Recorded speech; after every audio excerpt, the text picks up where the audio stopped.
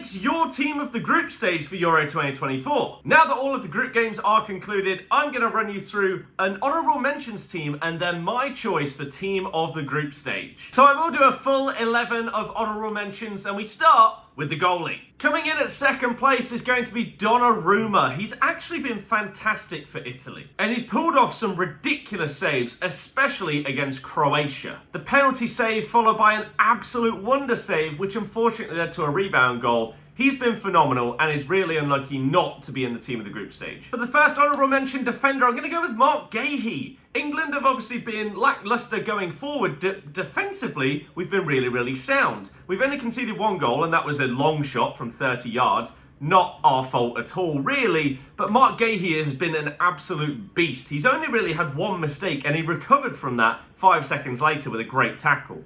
He's been phenomenal. He's getting a mention. As is Pepe. He is still doing it at this age. It's very impressive. And Portugal have been a little bit hit and miss so far this tournament, but he's been decent. I'm also going to throw in Birdie from Slovenia.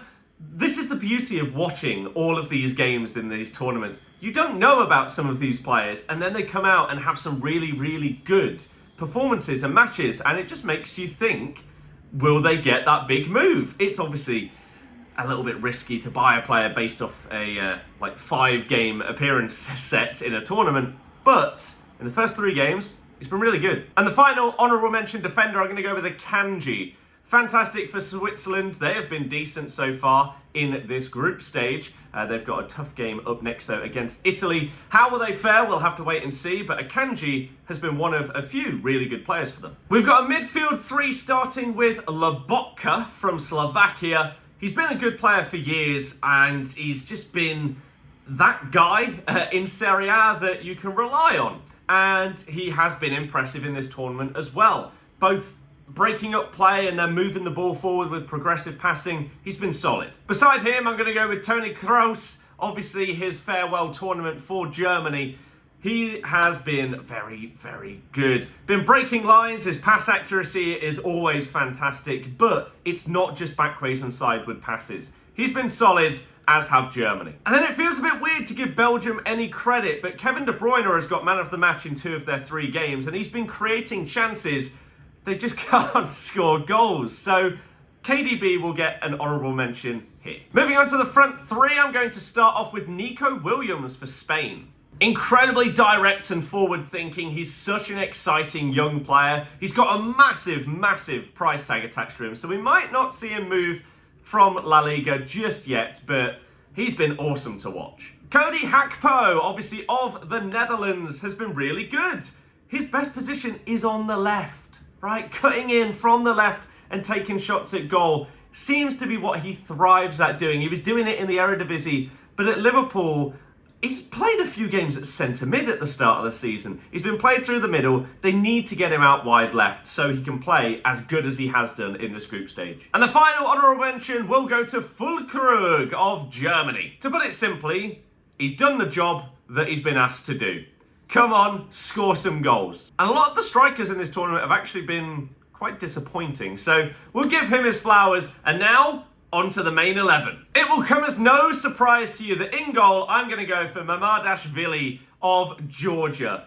He's been phenomenal. He's one of only, I think, 3 Georgian players that I knew coming into the tournament, but I didn't know he was this good. So his saves have been phenomenal, and one of the reasons why Georgia are actually out of the group stage in their first time qualifying for a major tournament, I believe. It's crazy. He's been fantastic and deserves this spot in the team. I'm going to put Posh on the right for Austria. They've been fantastic. Probably, along with Georgia, the 2 most achieving teams in the competition so far. Topping a group with the France and Netherlands duo is crazy. He's been really good for them, and we needed Austrian representation to show how good they've been. Next to him, there are a few choices. I'm going to go for Dragusin of Romania.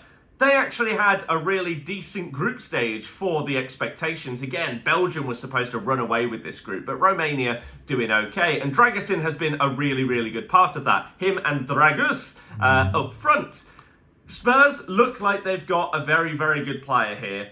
maybe next season we will see a lot more of him alongside Van der Ven, maybe Romero rotating, something like that.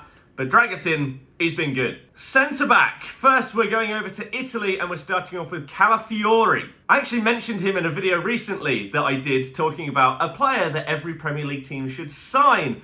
And he is showing why. He had a fantastic season in Serie A and he's now showing it for the Italian national side as well. He has been amazing and even got the assist for that ridiculous finish by Zaccagni to clutch it up against Croatia. And on the left side of defence, I'm actually going for Marc Cucurella. I don't think that's actually a wild shout. I feel like most people that have watched these games will know he's been solid.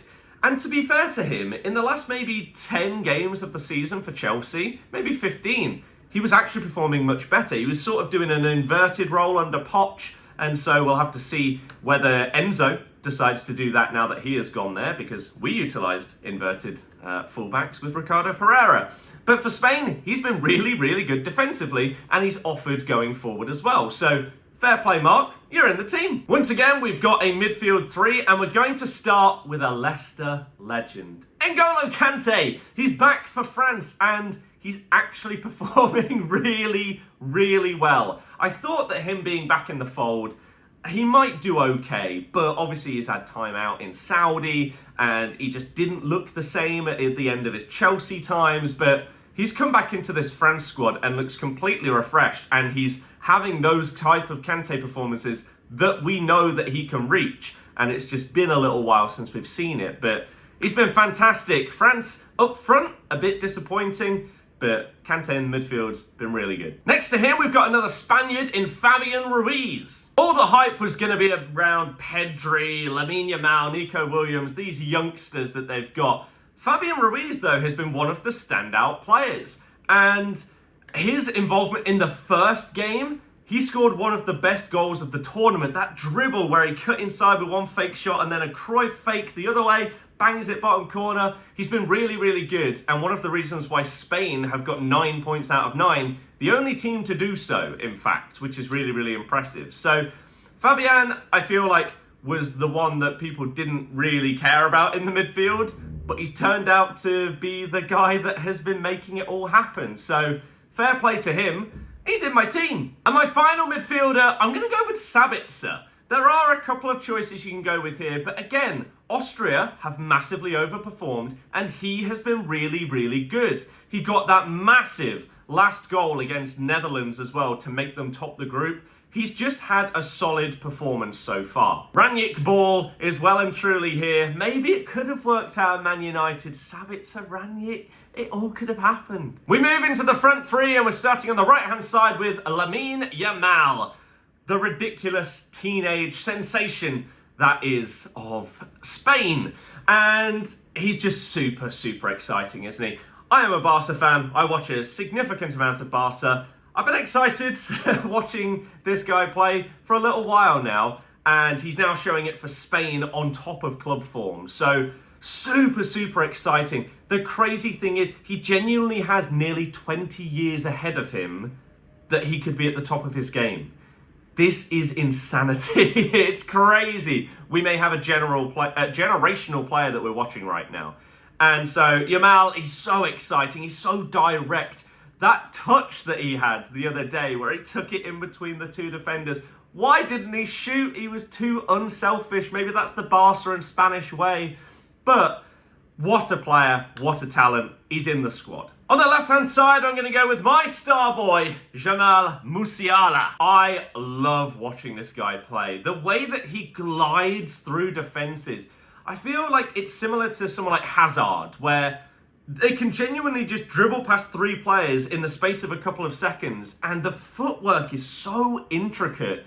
It's so beautiful and entertaining and exciting to watch. So I have to have Musiala in there. I love him. He's scored a couple of goals so far this tournament as well. He's been really, really good. I expect to see more of him in the remaining games. And the final player in my squad is going to be the one and only top goal scorer. Out on his own now, if we're not counting own goal. Owen Goal is having a great tournament, to be fair. But we're going with Mikhail Tadze. Georgian representation in 2 spots was not what I expected in a team of the group stage, but he's been really good, and you just can't fault the way that Georgia are playing. Sometimes when you have lesser nations, all they will do is they'll sit back, try and soak up the pressure and try and score on the break. But Georgia are taking it to teams. Him and Kvaratskhelia as well are just direct, and you want to see them on the ball because they're exciting every time they go forward with it. There's attacking intent instead of just possession, backwards, sideways. No, let's go forward and score some goals. So Georgia, massive overachievers, and he is a big reason to why that has happened. And that completes my team of the group stage. Do you agree? Do you think I've made some horrible choices, even missing people out of my honourable mentions? Let me know in the comments, and I will see you guys tomorrow for another video. Goodbye.